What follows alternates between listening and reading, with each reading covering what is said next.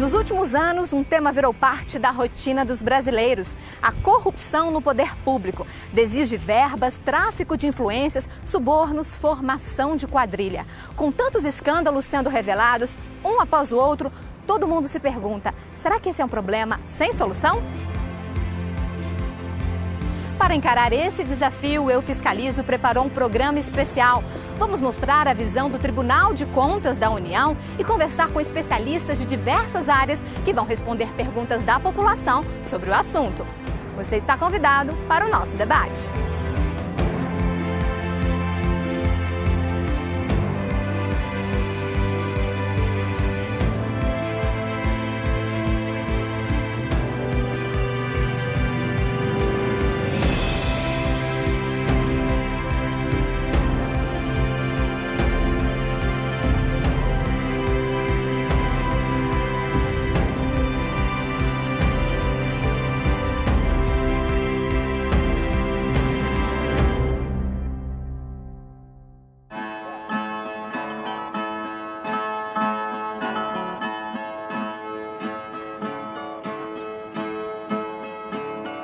O corrupto é um ser inconsequente quanto ao mal que promove ao cidadão. Visa lucros e status, mas não sente o que sente o faminto, seu irmão. Guarda a herança do mau coronelismo, baseado em individualismo. Faz mau uso da farsa e do cinismo, corrompendo o progresso da nação.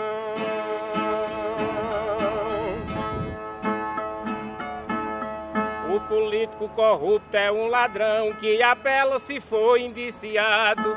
Tem a imunidade em sua mão e proteção de juiz e delegado. Se elege com voto da pobreza, faz seu pouso no ninho da riqueza. E a fatura com preço da despesa ele cobra dos cofres do Estado.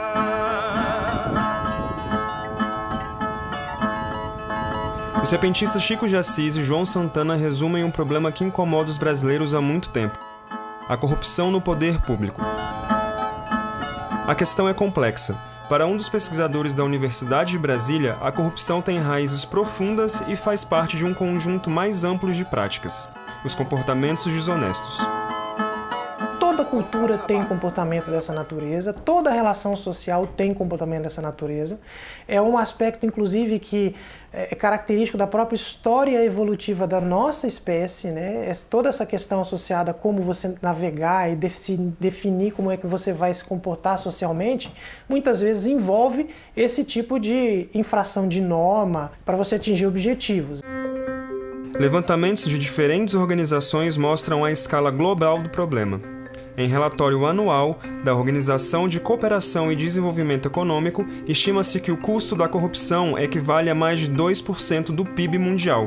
Usando como base números do Banco Mundial, em 2016 isso somaria aproximadamente 1,5 trilhão de dólares. O prejuízo vai ser uma escola de menos, uma estrada sem terminar, a saúde pública muitas vezes não chegar à população. As consequências vão se multiplicando, tá? Porque se você tem um menino, uma menina que não recebe educação, essa menina, esse menino depois não tem como ter melhor possibilidades de trabalho. Essas ações, quando você projeta nas pessoas, tem um impacto horrível do ponto de vista social e do ponto de vista até da segurança, até do exercício da democracia. Eu destaco que duas questões fundamentais, elas favorecem o processo de corrupção. É a sensação de impunidade e o fato do processo, do poder instituído, não usar o seu poder normativo, ou seja, de não oferecer um bom exemplo para as pessoas. Sem esse poder normativo, as pessoas elas ficam achando que todas as organizações estão à deriva.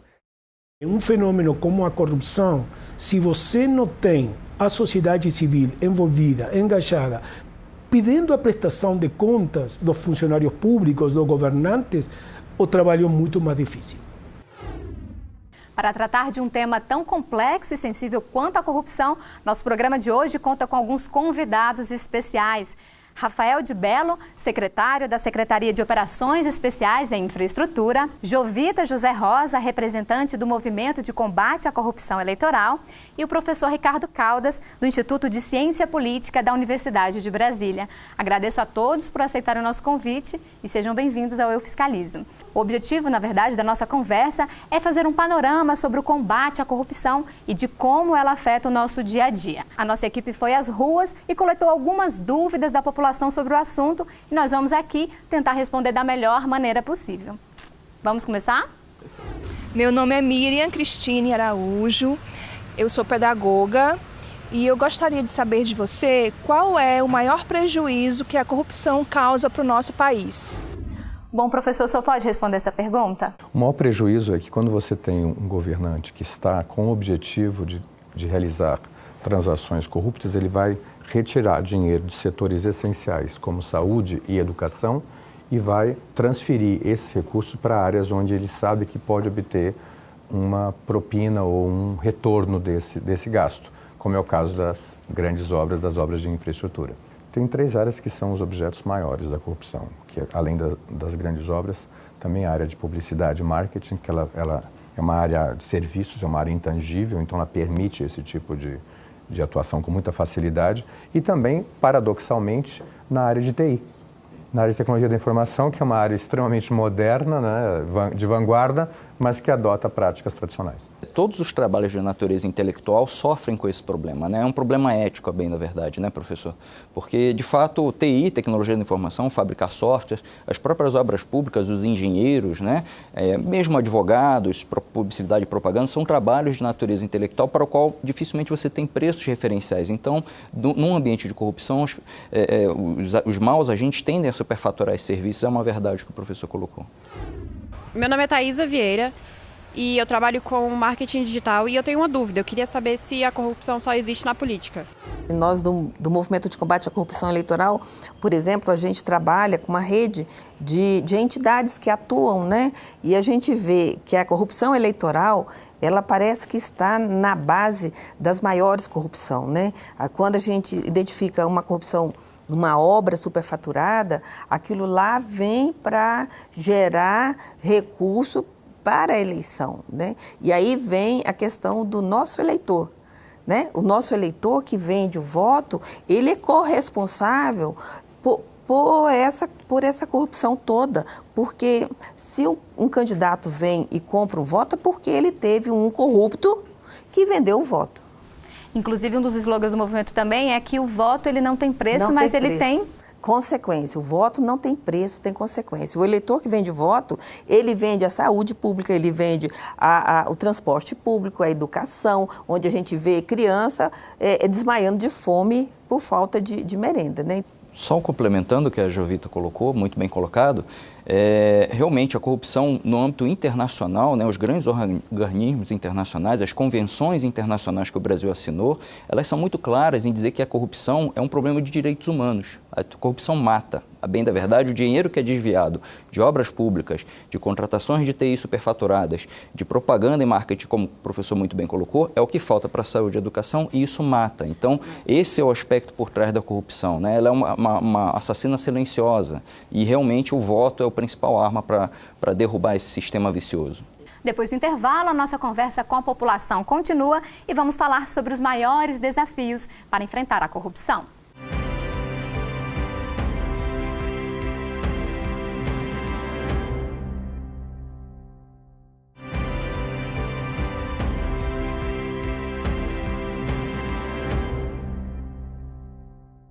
Estamos de volta com o nosso programa e o tema de hoje é o combate à corrupção. Nós estamos respondendo algumas perguntas da população sobre esse tema. Vamos continuar? Meu nome é Lawanda Mariane e a minha pergunta é por que a gente que paga a conta da corrupção?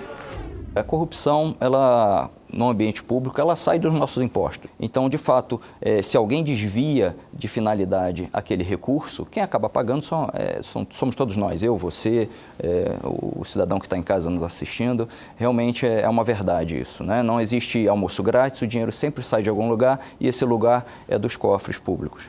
Meu nome é Mila Maria Borges, eu sou estudante de arquitetura e eu queria fazer uma pergunta. Os serviços públicos como saúde, educação e transporte seriam melhores se o país fosse menos corrupto?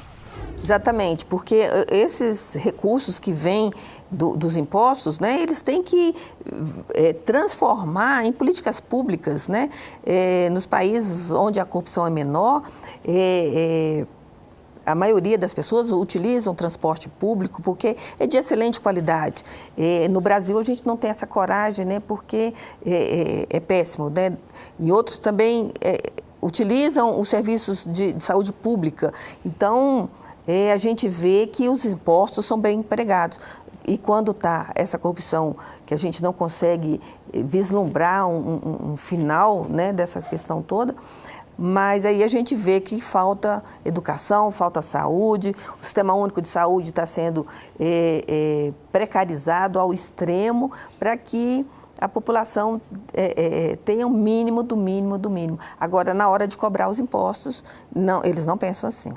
Só gostaria de acrescentar que a gente no Brasil ainda não tem essa ideia de cidadania, ela não está tão enraizada como, por exemplo, em outros países. Então, muita gente pensa e fala, né, o dinheiro do governo. O dinheiro, como foi muito bem colocado pelo secretário, não é do governo, foi retirado da sociedade, ele volta para atender a essa sociedade. Sim. Chame como quiser, contribuinte ou pagador de impostos, mas, na verdade, o recurso tem que voltar para onde ele veio. Uma sociedade, um país sem produção, sem riqueza, ele não tem impostos. O imposto, ele é um resultado da atividade da sociedade. Mas isso no Brasil ainda não está totalmente claro. Então, ainda vai levar um tempo para a sociedade se organize melhor. A gente não tem, na minha opinião, o grau de organização que nossos vizinhos aqui mesmo da América do Sul têm, de ir às ruas, de fazer demandas mais claras, etc. Está começando a aumentar, mas ainda não chegou num ponto realmente, na minha opinião, de cidadania, de consciência completa de direitos do cidadão. A gente percebe assim, professor, que nós que trabalhamos com a população, na mobilização, a gente percebe que a coisa pública, eles não têm esse pertencimento. Olha, o posto de saúde é um posto público, portanto é meu e eu tenho que zelar. Meu nome é Thiago Saraiva, sou empreendedor e eu tenho uma dúvida. Qual a diferença entre corrupção ativa e passiva? Secretário, o senhor pode responder essa pergunta para a gente, por favor? A corrupção ativa é aquele que dá a propina, né, que faz o pagamento de uma vantagem indevida, tá certo? Pode ser uma propina em dinheiro, pode ser uma viagem, pode ser um presente, qualquer coisa. Esse é o corruptor ativo.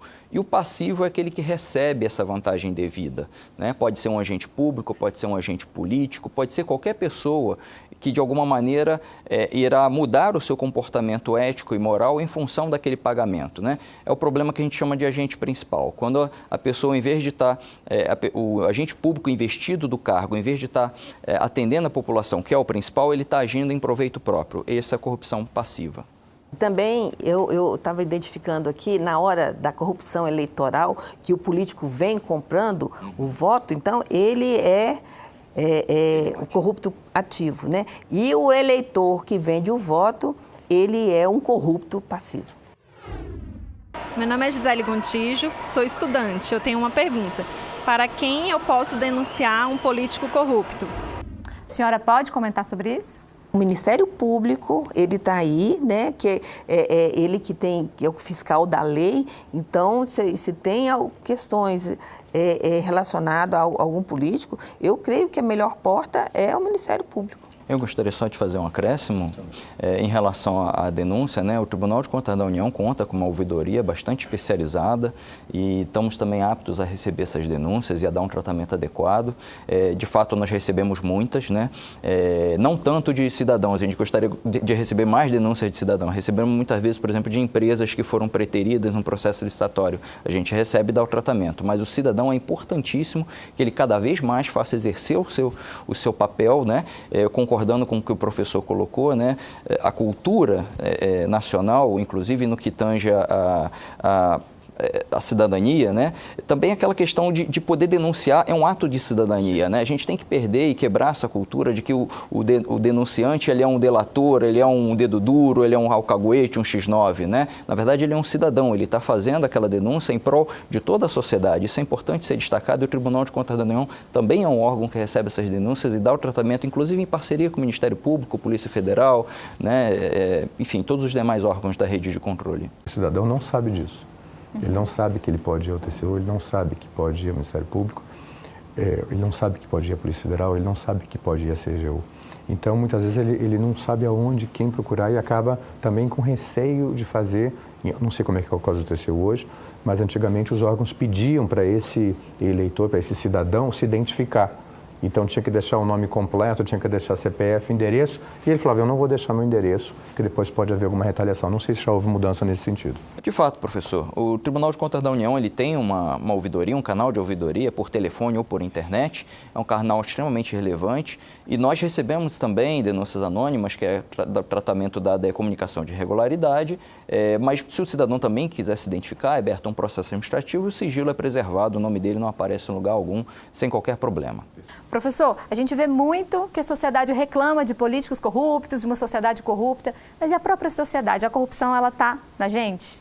Infelizmente está. E a nossa cultura, que a gente herdou desde a nossa formação e tudo, ela não separa muito o público do privado. Então, para o cidadão brasileiro, a corrupção está sempre nos outros. Então, para ele vê como tudo bem ele dá uma pequena propina para o guarda, tudo bem para dar um andamento no processo dele mais rápido e fazer pequenas coisas erradas, uma pequena sonegação do imposto de renda ou de pessoa jurídica, no caso de empresário. Então, ele acha isso normal. Agora, ele critica a corrupção de fora. E, ao mesmo tempo, aí para fazer um pouco de cor aqui com a nossa colega, ele vai ao deputado ou vai ao vereador, seja deputado federal ou estadual, para solicitar que ele empregue o seu filho, o seu sobrinho ou o seu irmão. Então, ele acaba pressionando o representante, não, na maior parte dos casos, não por questões de interesse público, mas por questões de interesse pessoal dele. E isso acaba forçando esse representante a sair da atuação dele original, que era meramente representação, para ser, às vezes, um solucionador de problemas pessoais dos seus eleitores. Então, acaba que a representação fica muito desvirtuada. No próximo bloco, a gente vai até o Tribunal de Contas da União conhecer de perto uma secretaria especializada no combate à corrupção.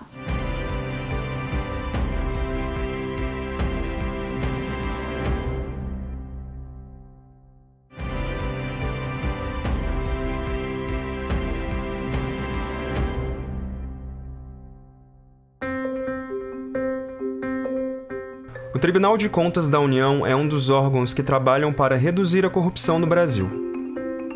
Com unidades especializadas fiscalizando as mais diversas áreas do governo, o TCU conhece em detalhe como funciona a administração pública e busca formas de melhorá-la. Em 2017, o tribunal passou a contar com a SECOR, Secretaria de Relações Institucionais de Controle no Combate à Fraude e à Corrupção.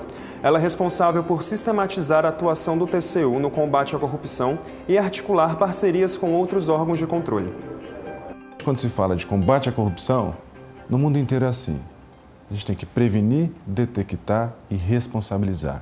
E a Constituição deu ao TCU poderes para que ele possa, com eficiência, aprimorar os controles preventivos, detectivos e de responsabilização da administração pública. A parceria, ela aumenta essa potência de responsabilização, porque além de ele responder administrativamente pelos atos que a gente identifica, ele vai também responder civilmente, ele vai responder penalmente por improbidade administrativa, e esse leque de responsabilidades, ele é por si só preventivo.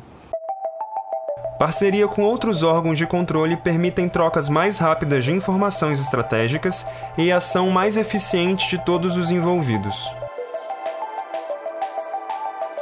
Tanto a CGU quanto o tribunal têm competência de fazer ações relacionadas à fiscalização dos recursos públicos. O que se tem atualmente é uma percepção que a possibilidade de serem feitos vários trabalhos em harmonia, um agregando o outro e um colaborando com o outro. Eu diria que a gente está se encontrando mais. trocando mais informação, aprendendo mais uns com os outros. E se o crime é organizado, eu acho que a gente também tem aprendido a se organizar. Só em 2016, as ações do Tribunal de Contas da União geraram mais de 9 bilhões de reais de benefícios para a sociedade. Ou seja, a cada real investido no TCU nesse período, 5,16 voltaram para a sociedade. A nossa missão é aprimorar a administração pública em benefício da sociedade. E se a gente pensar que alguma política pública, um remédio que não chega no hospital, uma criança que não está na escola, se um pouquinho desse problema é a corrupção, é também papel do TCU trabalhar para mitigar esse problema. Nosso tempo está chegando ao fim, mas ainda dá tempo de responder algumas perguntas da população. Vamos lá? Oi, meu nome é Ana Paula Serafim, eu sou estudante da UNB e eu gostaria de saber o que o TCU faz para combater a corrupção. O tribunal tem uma série de trabalhos de auditoria bastante abrangentes, né, desde a auditoria de natureza operacional, que identifica uma série de riscos nas instituições.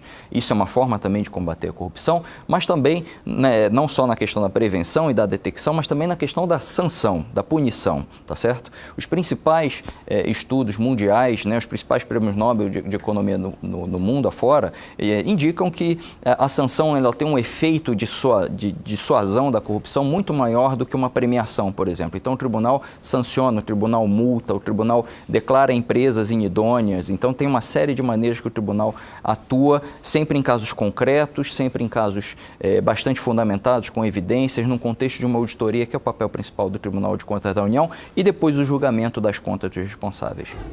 Meu nome é Letícia, eu sou estudante e eu quero saber o que é a Lei de Acesso à Informação. Professor, o senhor pode responder essa pergunta? Sim, basicamente a ideia de que o cidadão pode pedir informações sobre qualquer projeto, programa ou decisão de um agente público. Mas só gostaria de voltar, se for possível, à questão anterior, que eu diria que o ideal não era que a corrupção fosse descoberta a posteriori, né, que houvesse mais participação para que esses projetos que não têm uma viabilidade econômica clara pudessem ser identificados no início, preservando o erário, né, e com isso os cofres públicos de um gasto muito grande para que depois seja descoberto que realmente aquele projeto era inviável, né? Então, pela Lei de Acesso à Informação, é possível descobrir isso. Mas como a gente cai no problema da sociedade, que não é mobilizada, ela não é atuante, ela não atua preventivamente, muitas vezes demora, e apesar da auditoria do tribunal, isso só é descoberto quando a obra já está em andamento ou já no final. Então, a Lei de Acesso à Informação, ela é importante, mas o que eu tenho observado, eu tenho alguns estudos sobre isso na área de municípios, é que ela tem sido usada mais para questões pessoais do indivíduo, de alguma causa dele, do que pelo interesse público.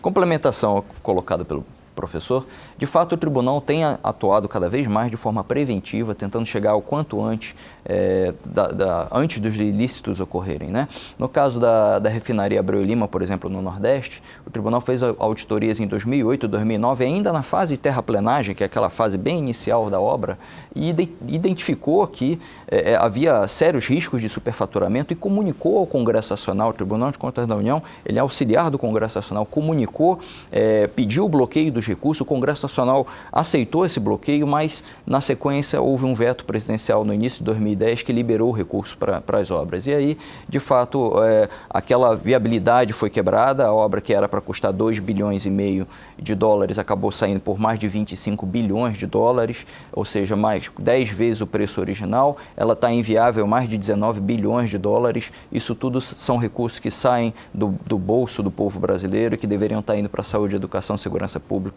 e outras atividades. Então a gente tem que pensar em novos mecanismos para evitar que isso aconteça. De prevenção, perfeito. O tribunal tem atuado muito nessa área. O movimento de combate à corrupção eleitoral, nós já fizemos a Lei 9840 de 99, que punia quem comprava voto, né? E depois a lei da ficha limpa, mas a sociedade também está colaborando com um pouco para melhorar ou pelo menos diminuir esse estado de corrupção que a gente vive.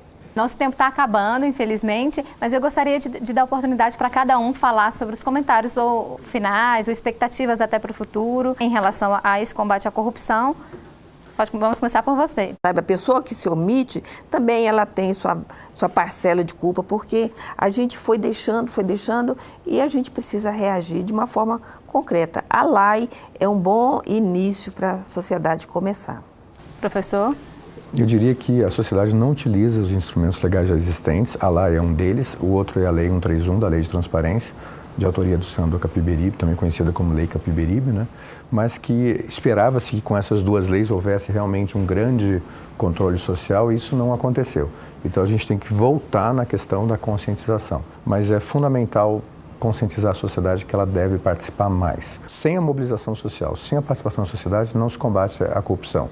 Nós temos bastante leis que podem combater a corrupção. Falta a prática. De fato, falta o cidadão se engajar. O Tribunal de Contas da União tem feito seu papel com uma série de diálogos públicos, com uma série de programas de divulgação, né, das próprias competências do Tribunal de Contas da União, que vão desde auditar, né, a questão da prevenção, até a detecção, que é um trabalho de investigação que nós fazemos, até a punição. A gente tem que percorrer esse ciclo completo e o cidadão tem que estar junto a nós, né? A lei de acesso à informação, só fazendo um complemento, ela tem sido muito utilizada pela própria imprensa e pelos próprios movimentos sociais para poder obter informações que ainda continuam, de certa maneira, protegidas, obscuras, sob o manto do sigilo. Nós temos que quebrar isso, temos que dar bastante transparência. E o Tribunal de Contas da União tem investido bastante no tema do combate à corrupção. E a CEINFRA Operações, que são operações especiais na área de infraestrutura, tem feito uma série de operações, uma série de acórdãos,